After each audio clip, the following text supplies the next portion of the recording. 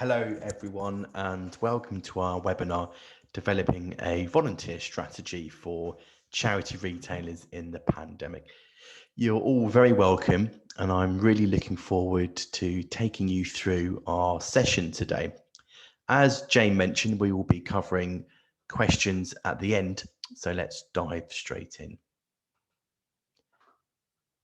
The webinar today will review the impact that COVID-19 has had on organisations and the ways in which charities have reacted. It will share best practice, insight from across the third sector, and research to support effective volunteer recruitment practices, as well as looking at the rise of mutual aid groups and how retailers can use this change in volunteering to their advantage.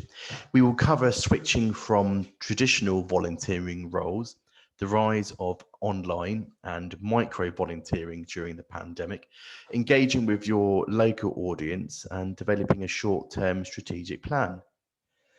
You will also be given access to online materials you can work through, helping you develop a specific COVID-19 strategy designed to take your charity up to mid to late 2021.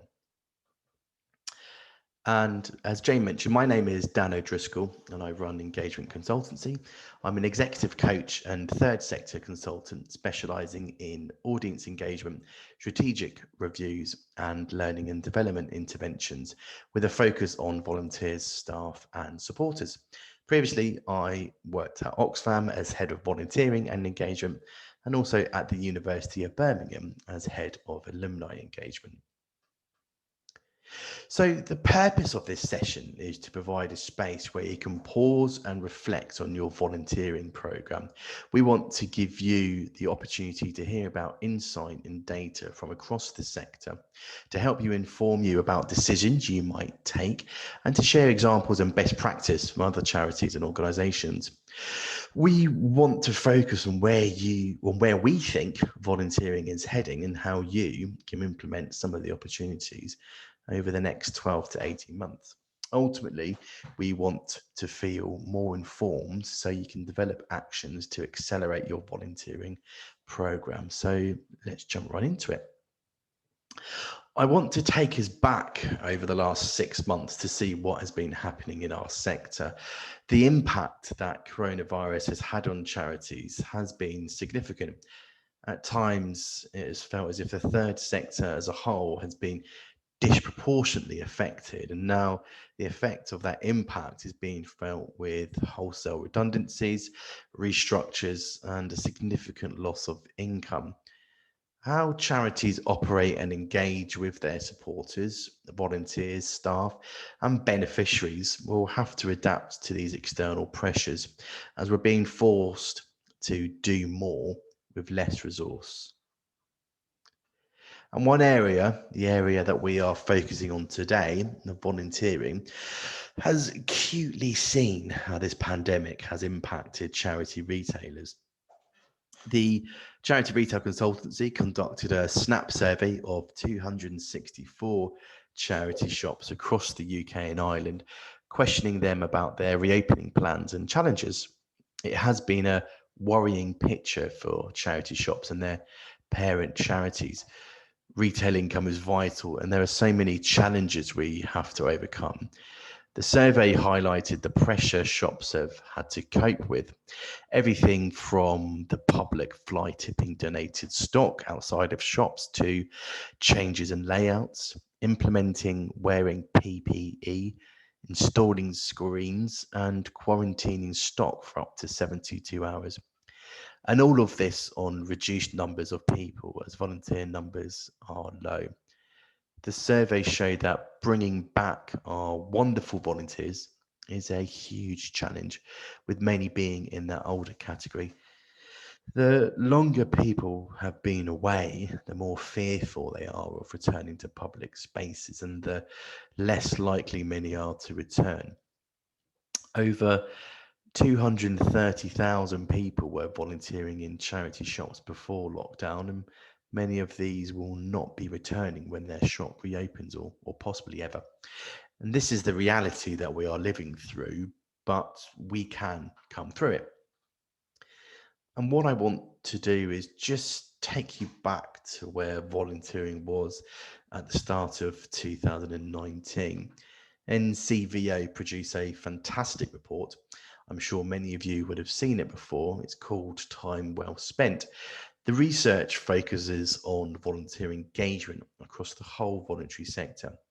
As you can see from the slide, in 2019, the group of volunteers that were most likely to volunteer, either frequently or infrequently, were volunteers who were 55 plus.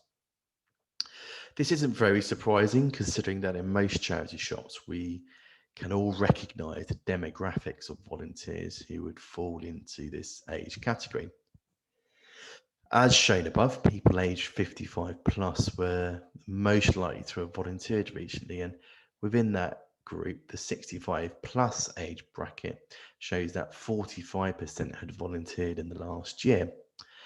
People in this age group were also most likely to volunteer frequently at 35%. So that tells us what we kind of already knew, but it's worth giving context to where we are now, to where we were pre-pandemic, and how coronavirus has changed so much.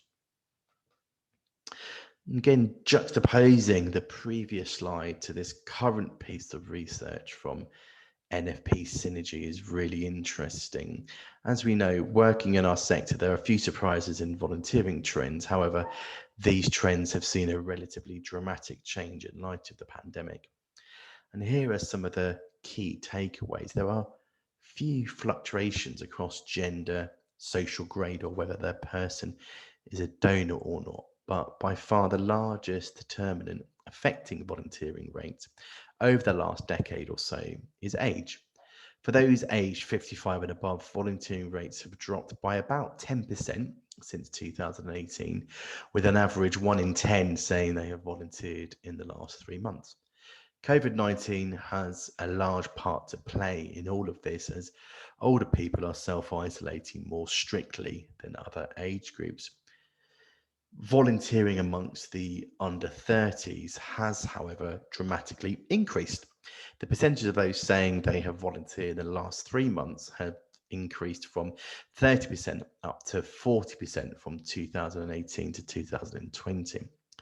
Again, COVID will have had a significant impact on this, with many responding to the NHS call for volunteers or other local mutual aid and voluntary schemes. We will touch on mutual aid groups later in this webinar.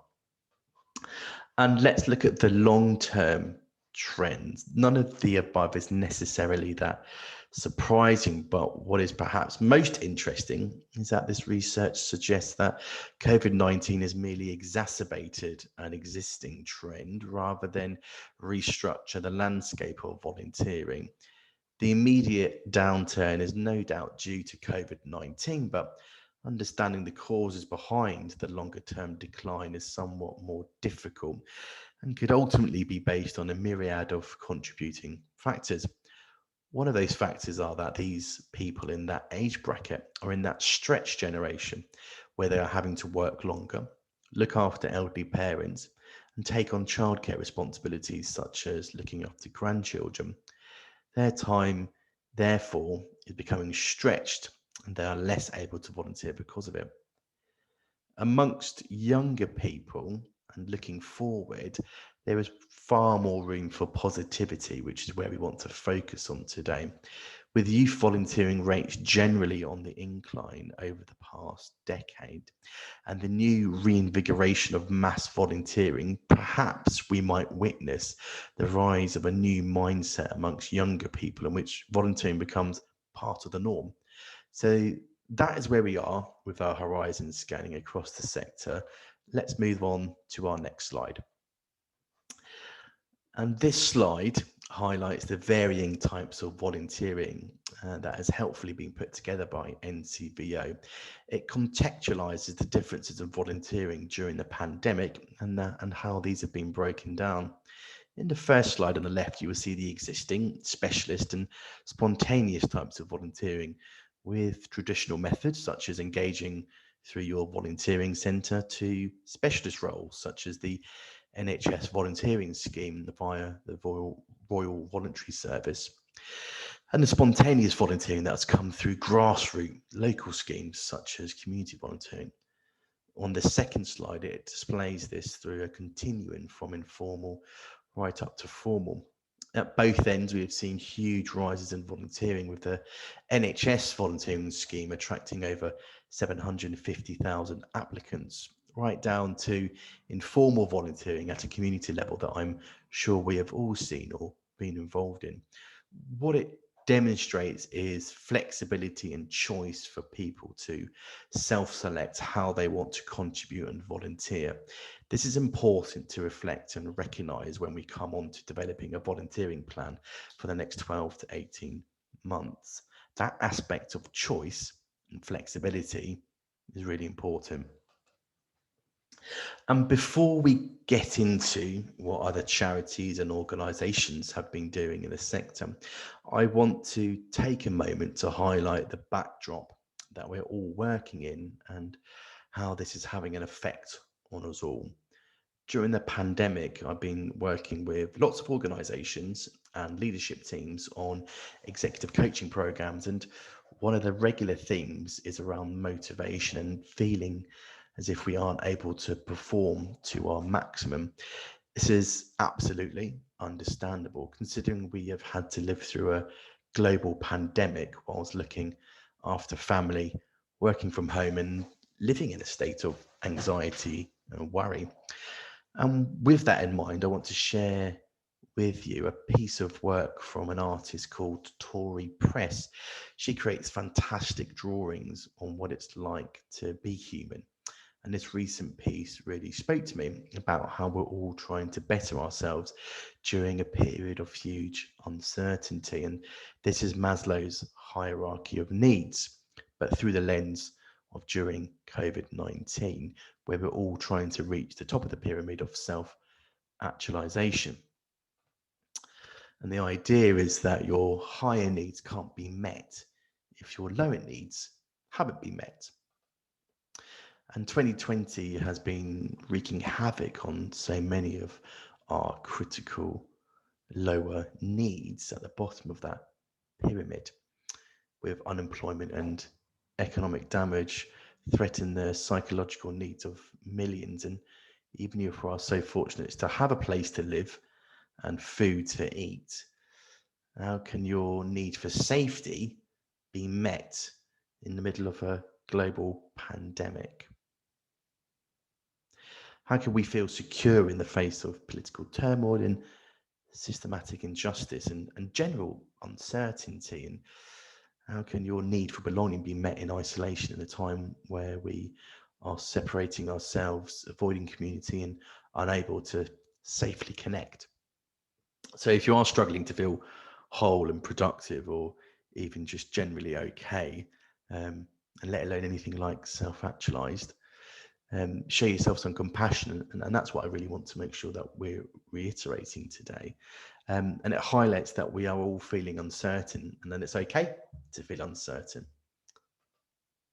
So let's transition from looking at ourselves to looking at our volunteering program by kicking off with a start, stop, continue exercise.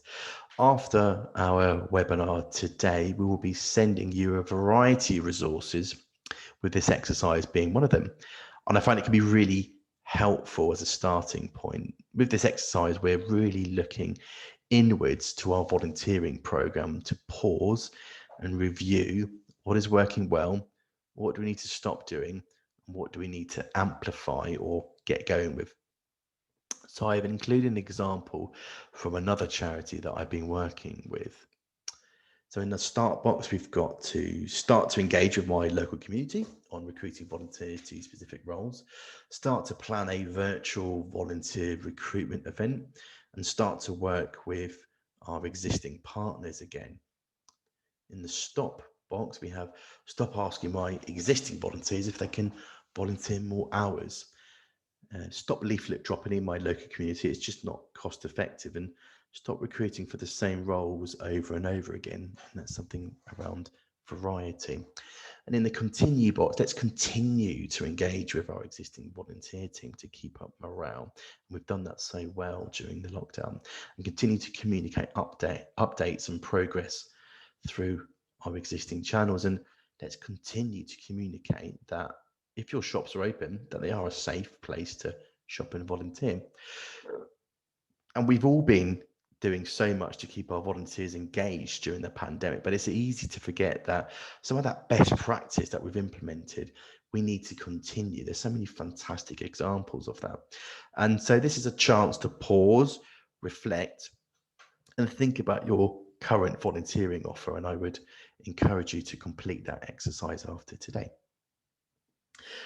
In this section, we're going to be looking at what other charities have been doing from right across the sector and understand some of the best practice that they have been employing. And this first example is from Seven Hospice, and I think we have someone from Seven Hospice on the webinar today, so that is a coincidence. But Seven Hospice have 28 shops with circa 820 retail volunteers, and I absolutely love their supporters from your Safer campaign. They were really clear with their ask of the different ways in which you could, as a supporter, engage with their campaign. They integrated their campaign with a brand, supporters from your sofa, and were really clever in how they used social media to promote and communicate with their supporters and volunteers. One example is that they worked with a supporter to raffle off their house, with a portion of the proceeds going to Seven Hospice. The power of good internal communication too. And I'm going to play you a quick video from Ross Henderson, who is head of retail at Seven Hospice and a previous colleague of mine at Oxfam. So just remember that this is from an earlier point in the year when there was nothing but Tiger King hype, but that will make sense in the video. There, all you cool cats and kittens, it's Ross here, just giving you another video update. So apparently from my last two videos, the dog's getting more attention than I am, so just for that. He stares at the phone for some reason, not sure why. Just thought I'd give you a quick update on this lovely sunny Friday as to what's been going on this week. So first up, if you check onto the intranet, you'll see an update from Heather. You can have a little read through that. That's just gone up today. One really interesting thing in there, which I referred to in my last video, we've applied for a number of retail grants. This week we've had £310,000 come in from retail grants, which is absolutely brilliant. So some really good funding levels coming in for us. We've still got a few outstanding, so hopefully we'll get another sort of 75 to 100 grand come in as well. So fingers crossed on that. But yeah, check out the rest of Heather's communications to look at that. It does go on for a bit longer as Ross gives out his telephone number, so I thought it'd be a good opportunity to stop that there.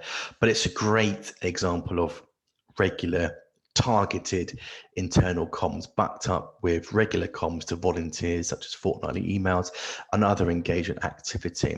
As with other charities, they regularly run various other types of engagement with their volunteers too. They're all you.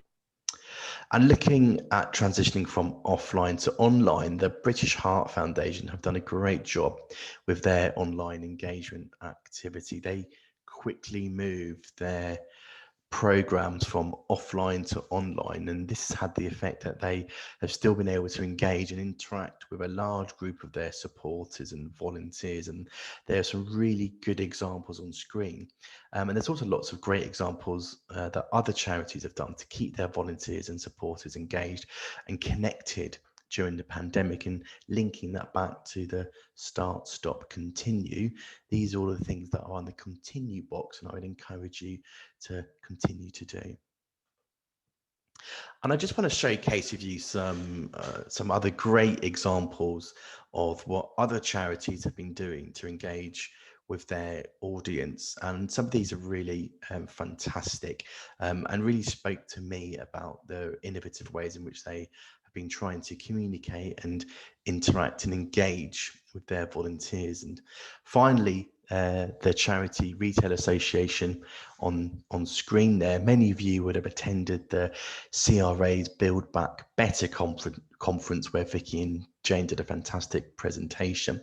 The feedback from the conference is still that volunteering is one of, if not the most important areas of focus for retailers. And if you're not a member of the CRA, I would encourage you to join. They have a huge library of resources and a new volunteering toolkit, which I produced with the CRA for their members.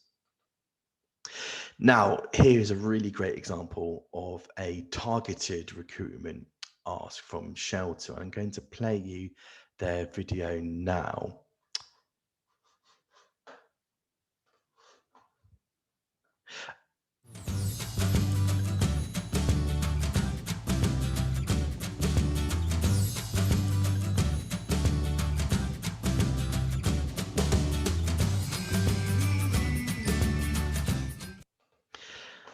I absolutely love this video. It's what I like about it is the simplicity in their ask. They're reassuring the public that coming into a Shelter charity shop is safe. They're conveying a really targeted message, which is also inclusive with the volunteers that they have used. I don't have the cost as to how much the video cost to produce. However, having known how much content like this is pulled together and how much it cost, it wouldn't have taken a lot of money for you to produce something similar with the same outcome. They use a combination of stills, graphics, and some recorded content to produce this. And when you click through the video, it takes you through to their microsite where you can sign up to volunteer, as well as finding out about how their shops are COVID-19 secure. And again, that whole engagement journey is something that I think is really good. Moving on to some practical exercises that will help you in recruiting volunteers. We're going to look at 3 approaches that you can take, but with a different look and feel to how you would normally tackle these issues. So the first topic I want to talk about is reviewing your task exercise, helping to prioritize where you should spend your efforts in recruiting. Developing a plan can feel a bit daunting, but to develop a simple but effective starting point, then I would recommend using this reviewing your task exercise. What it does, it identifies where you, the shop manager, are spending your time and helps you to recognize what task you're currently working on that can be delegated to your team of volunteers. So you list all of the tasks that your volunteers are currently completing on the outside. On this next circle, as a shop manager, you list all the tasks that you're currently doing. And in the center circle, list all the tasks that you wish you had time to do.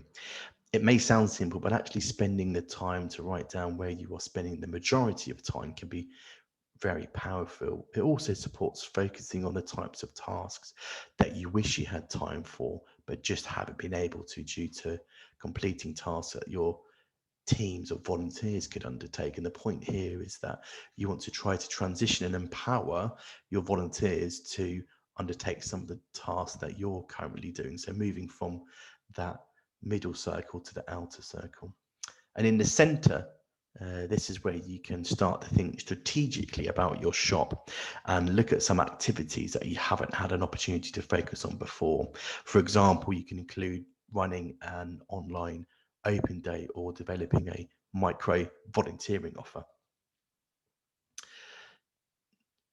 The charity retail consultancy have pulled together this excellent eBay role profile, and taking some of those principles forward in how to write an effective role profile. And this will be available after the session today. And one of the ways to do that is to do this simple exercise. So to spend 15 minutes to write an effective role profile. So as an exercise, try to complete this on one of the roles that you've identified as crucial in your recruitment activity.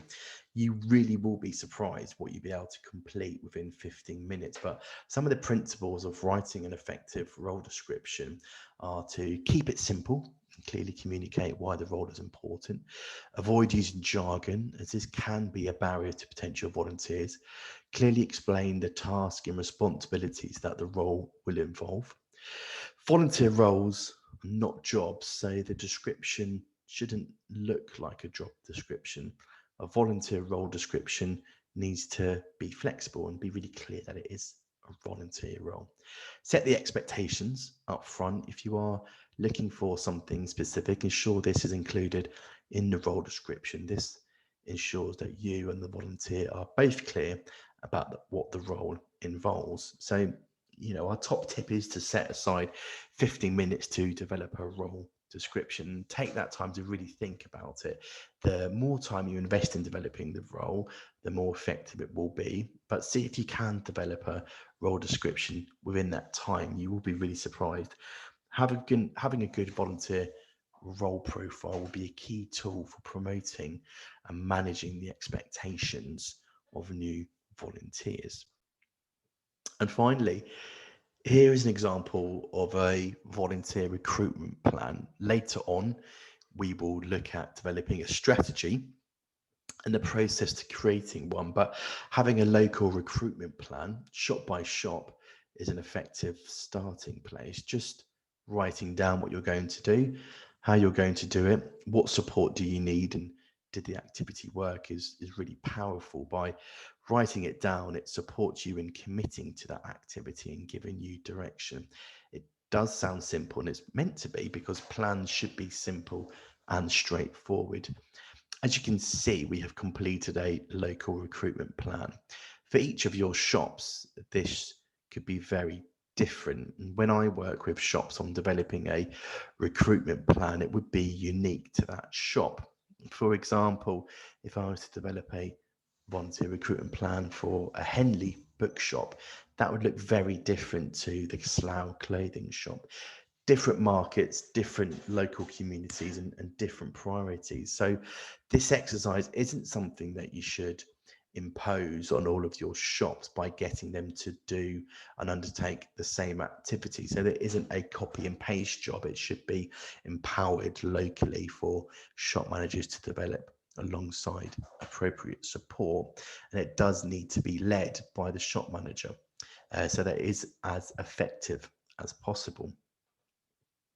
And let's take the next step further with developing your recruitment plan, just to cover off some of the basics of recruitment best practice. So if we're starting with your existing team, involve your volunteers in that process. Work with your team to get that insight and knowledge. Consult with your volunteers. And consulting doesn't mean you have to do everything that your team suggests, but by not involving them, it doesn't bring the team together. Now that we're in a different place to where we were back in March, reconnect and start conversations with your existing contacts and corporate partners or local partners. With all volunteer recruitment best practice, being really clear with your ask. What do you want? What is the commitment? What are the expectations of the role? We will talk more about this later, but providing flexibility and choice in your volunteering offer is vital, especially at the moment. The current trends in volunteering really support this, and we'll focus more around that in micro volunteering. Understand your local market and community, do your research and know what is going on. The huge rise in digital engagement and activity, can you review what you're currently doing? An area that I've seen a lot of challenges, and it's something that myself and Vicky have written about, is looking at your processes. So are you making it difficult to recruit quickly? What barriers do you have which either stop or lengthen the time in which volunteers are onboarding with your charity? Do what can you do to make things easier? What is your application process or your selection process? And linked to those processes is to review how you are inducting and onboarding your volunteers. Do you have an online induction process? How are you making it as easy as possible for the volunteer to come and volunteer for you safely and legally? The impact of your volunteers. Think about how you are able to link back the impact of their contribution to your beneficiaries. How can you make it tangible for them?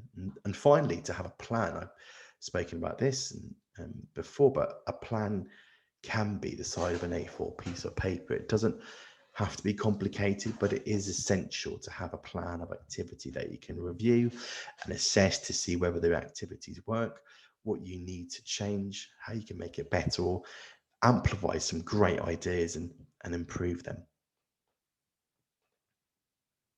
So let's move on to mutual aid groups and what are mutual aid groups. So mutual aid groups can be defined as self-organizing groups where people come together to address a shared health or social issue through mutual support. This sounds simple, but in the context of modern public service delivery and the norms by which much of the voluntary sector operates, an ethos of mutualism is in many ways radical. Mutualism breaks down the divide between helper and helped and instead emphasizes equality in the social interactions between people. Mutualism is not about one group lending their charity to another, it's about mobilizing a community to meet the shared needs of all, as it isn't about saving anyone, it's common sense, human values of neighborhoods and community members looking out for each other.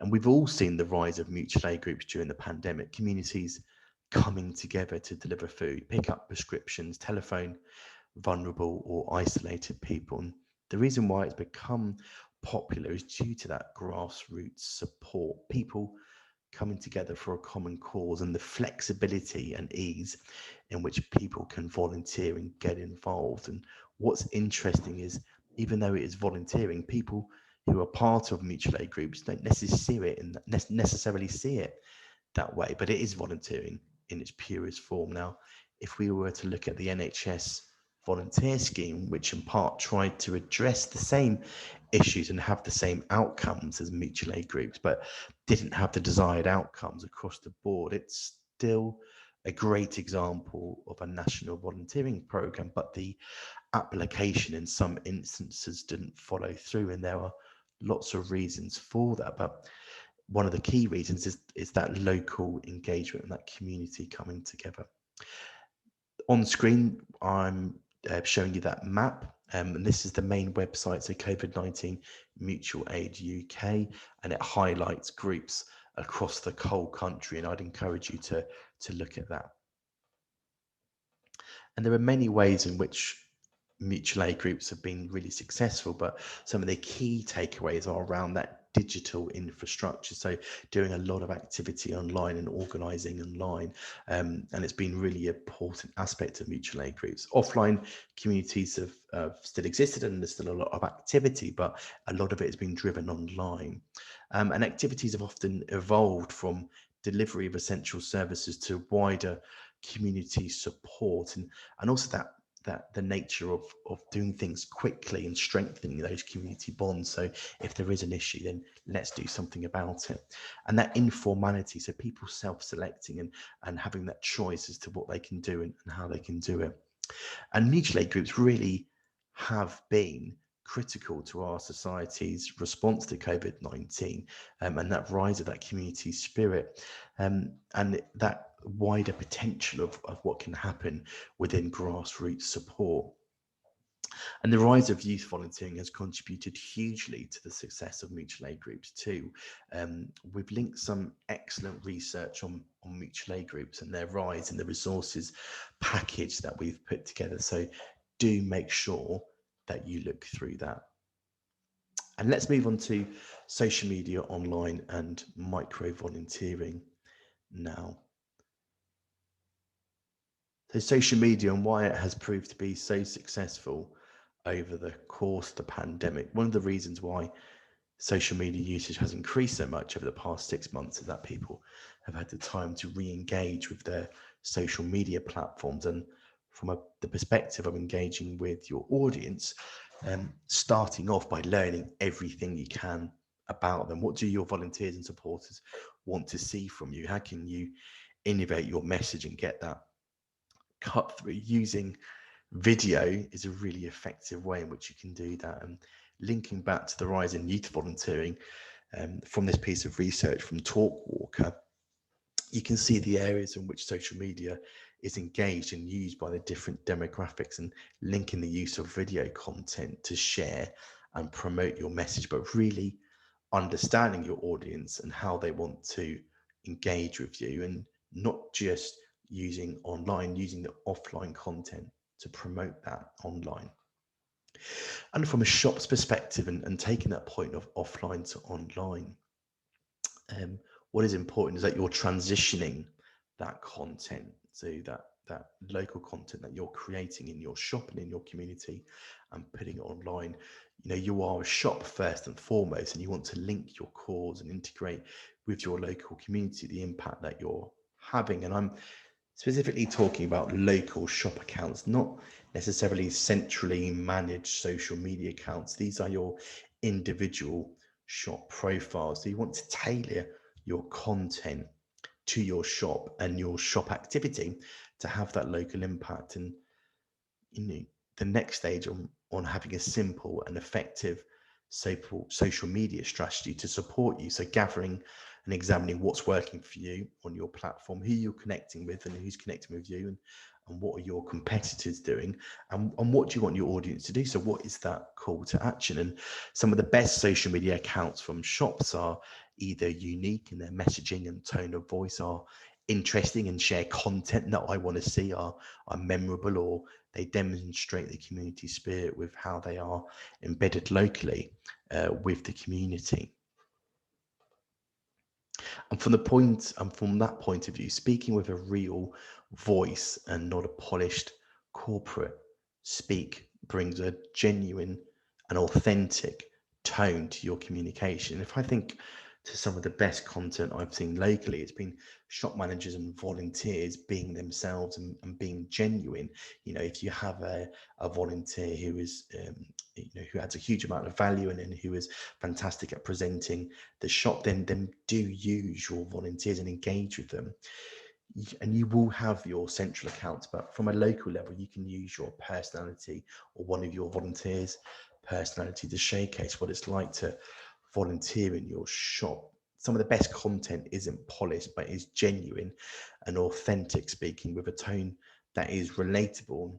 And that is how you can drive engagement with potential volunteers. It's demonstrating what it's really like to volunteer here, but ultimately having that call to action. And that call to action could be anything from sharing your post to engaging and being recruited as a volunteer. And here's an example from Oxfam, from their Give a Shift campaign that Jane mentioned earlier.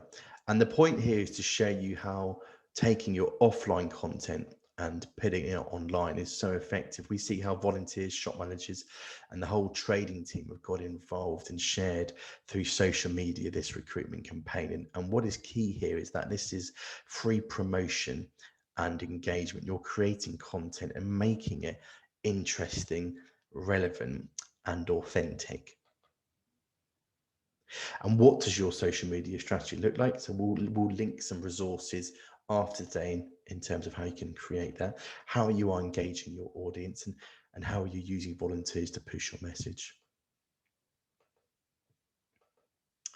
And with some of the online content, I want to make sure we highlight this. So Digital Candle is a free service where charities can speak to a digital expert for an hour's consultation, an hour's free consultation on a variety of topics. They have 266 tech experts who are happily answer your questions, and they've got expertise and knowledge in e-commerce, CRM, CMS, social media marketing, paid marketing, and much more. So do make sure that you engage with Digital Candle. And the charity digital code, it's a free resource which can help support you in developing your online strategy. They specifically have resources for both small and large charities, and we will link those resources to you after this webinar, and highlighting the importance of online and digital and furthering your engagement with your supporters. So some really great examples. I absolutely love this example from Sense on their virtual buddying scheme, and some really great role profiles. Again, linking back to making it specific and also making it really interesting. And some of this digital promotion from the CRA and Nightingale House Hospice too. And, overall just making sure that you're really clear with your message, but making it engaging and that call to action. So let's talk about micro volunteering. And micro volunteering can be described as easy, no commitment, free to participate actions that can be completed in less than 30 minutes or so. They're mostly online based, but there are some which can be done offline. And in the tables I've included, here are some examples of offline content, such as giving a talk, completing a questionnaire, helping to make face coverings. And some of the examples of online content could be writing a blog post, researching local partnership opportunities for your shop, or helping to provide content for your social media channel. I recently spoke with the RSPCA on their micro volunteering offer, and they gave some great insight, which I want to share with you. So earlier in the year, they developed a micro volunteering offer. The principles why they created this offer were to identify where is the greatest need. Is it feasible to provide and manage that micro volunteering opportunity? What actions will have the greatest impact on their organisation, their beneficiaries, and the volunteers themselves? Is this something that people want to do? Is there a demand for this type of activity? What are the opportunities and challenges that it creates? Ensuring that they were really clear on why they were involving volunteers in this micro volunteering scheme and how it adds value, and also considering what the risks might be and how can they manage and mitigate these. And their approach as to gaining some of that feedback and insight is something that I want to share with you now. So rather than recruit micro volunteers for different tasks, the RSPCA recruited one team of micro volunteers who they pitched tasks to, and then they can pick and choose a task that they want to get involved in. This makes the role really flexible, and they find that volunteers like to get involved in a variety of tasks, not just one area. These have predominantly been around sharing social media posts and signing up to and supporting campaigns, and to submit pictures and videos to help them with their promotions, such as a campaign they ran earlier this year to get people to share pictures of them walking their dog. They currently have roughly 2,000 micro volunteers, and they've had to cap the intake because of the popularity of the program. They regularly audit the participants. This is a role that can attract people to participate short term. However, they do have a number of volunteers who have been active since they started the program last year. Therefore, they find it important to monitor participation and remove those who haven't been active in the last 3 months. The key insight is that the role is flexible. It can be done in a volunteer's spare time, and they can see the fruits of their participation. It also is important to either have a regular stream of activities to keep people engaged, or have a realistic idea as to how much participation there will be from the outset, so volunteers know what they are signing up to. RSPCA use a CRM called Assemble to task volunteers and collect their feedback. However, as long as you're able to communicate with your volunteers and have the resource to analyze results, this could be administered over email or social media accounts. And it's important to go back to the volunteers to tell them what their actions have been. And some of the examples of charity shop micro volunteering that RSPCA have been involved in, to make the role work for charity shops, this could include promoting the shop within the community, asking for donations, research values of unusual or potentially valuable donations, promoting volunteer recruitment, online promotion of items for sale, asking supporters to run a stock donation event at their place of work, and contacting local businesses for stock donations.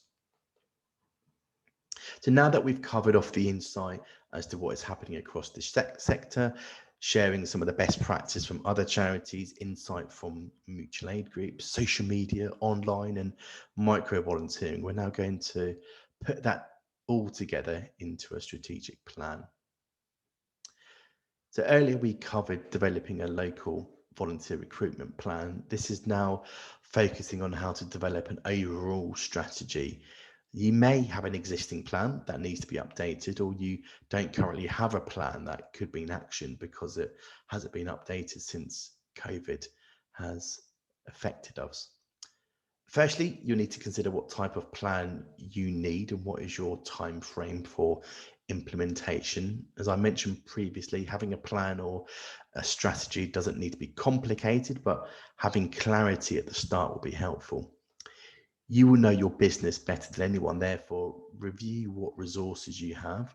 What is the level of engagement with volunteering in your organization? For example, within different organizations, there is a continuum as to how teams interact and engage with volunteering at different levels, with volunteering not always seen as the priority. And finally, how can you engage and collaborate with your colleagues and internal stakeholders? Don't make decisions in isolation, make them as part of a strategic planning group.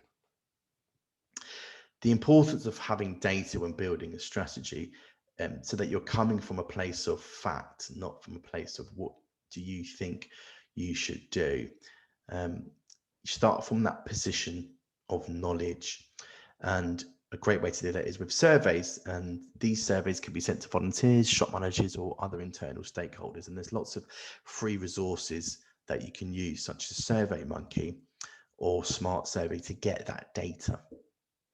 Next, really consider the next part of that strategic planning process after you've collected that data is to use another tool, and that tool you could use a pest analysis, which is another resource that we'll send to you after this webinar along with the video. A pest analysis is a strategic business tool used by organizations to discover, evaluate, organize factors which can impact your business now and in the future. The framework examines opportunities and threats due to political, economic, social, and technological forces. At the moment, this is hugely important with the pandemic, the economy in recession, Brexit on the horizon. How technology has taken over how we work and operate over the last 6 months, such as working from home and connecting with each other, and the social cultural element, such as the spotlight on diversity and inclusion in organizations. So developing a strategic plan against this backdrop can feel complex, but it's really important that we do it. And never has a strategic business tool come into its own as PEST or PESTLE, which is the expanded version to include legal and environmental. And this is just a suggestion, but it's a really good point of reference to get started with your strategic planning. And from that initial planning of data and analysis, we move into how to prioritize which areas are you going to focus on for your strategy. Shrinking goals format is a strategic process which drives you to make decisions and focus on what is important in your strategy.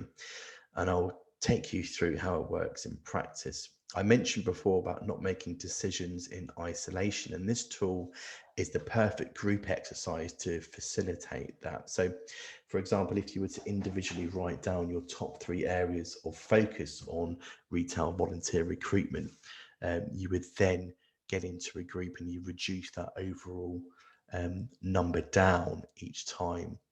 And then you can start to prioritize. And if I was to give you this example on the next page, so if you were in a group of 6, each individual would write down their top 3 focus areas for a particular strategic aim. So if we were to take that aim as improving how we induct volunteers remotely. So that's the aim.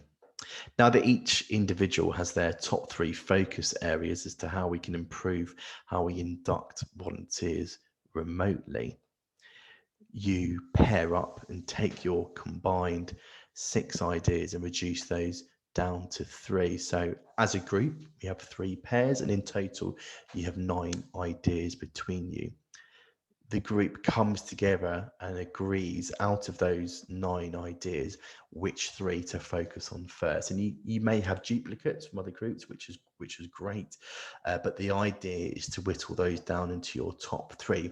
You don't dismiss all the other ideas that you've had, you just prioritize them in your hierarchy, but it's really important to have those top 3 first. And once you have your top 3 for one area, you move on to another strategic priority. So we've mentioned improve how we induct volunteers remotely. The next strategic priority could be create a flexible youth volunteering program for your shops. The next could be launch a micro volunteering offer. And finally, develop a community volunteering group for your shop. And you can use shrinking goals in each of those areas and prioritize the top 3 focus areas. And then you can start to create your strategy. We, so myself, Vicky and Jane, can help to facilitate a session with you if you would like support on that. So that is something that we can do. But this is also something that you'd be more than capable of doing by yourselves. But if you do want that support, we can provide that. And finally, operationalizing your strategy. So now that you have the areas to focus from the shrinking goals exercise, it's important to make sure that you can operationalize those ideas into actions. And 2 really helpful project management tools is using a Gantt chart or a RACI matrix. And they are effective ways in which you can operationalize that strategy and explaining who's doing what by when. It supports accountability and it's really transparent, and it helps you, the strategic lead, in keeping the plan on track. And these resources are going to be made available to you. And finally, we've covered an awful lot during this webinar, but I do want to summarize and recap what we have covered today. The landscape of volunteering is changing with a move towards higher youth engagement and participation across all types of volunteering. The impact of COVID has had on older volunteers is highlighted in the graphs I covered earlier. With changes, the variance in the types of volunteering that has come out of the pandemic, with a rise in informal and spontaneous volunteering. The most successful organizations have had a really effective online strategy to communicate with their audience, with the example that we covered earlier. Are there any particular approaches that you're going to take with your program now? Working through some of the exercises in developing a recruitment plan will help to provide the foundations for your overall strategy. Also, to highlight that with the Charity Retail Academy, we are very close to launching our volunteer recruitment training module, with more details to follow on that soon. Linking to a successful online strategy is the power of social media. Taking the examples of transitioning your offline content to online will help to accelerate your message, but also demonstrate that authentic tone of voice, which is crucial in effective social media comms. The rise of mutual aid groups during the pandemic and how mutualism is here to stay. Think and reflect about your local community and how you are either able to engage within an existing mutual aid group or use some of the principles that we spoke about to develop a similar program. RSPCA have proved how an effective micro volunteering offer can work. The insight from them on flexibility, choice, and variety is so important. We already work so effectively with micro volunteers such as Duke of Edinburgh or other youth volunteering groups that sometimes, because we're calling something different, can make it seem unobtainable. But we already work with micro volunteers. They're just called something different. Developing your plan with data, I can't stress how crucial this is. With that insight from your volunteers, it can really help you to shape and develop your plan. Consider in your strategic development to use a shrinking goals format. This is something that myself and the Charity Retail Consultancy can run for you if you need us to. And finally, use the tools that we have included to operationalize your plan to ensure that your vision and your goals can be put into practice. I hope that you found this webinar informative, insightful, and will inspire you to develop your volunteering strategy for the next 12 to 18 months. Thank you very much, and thank you for listening.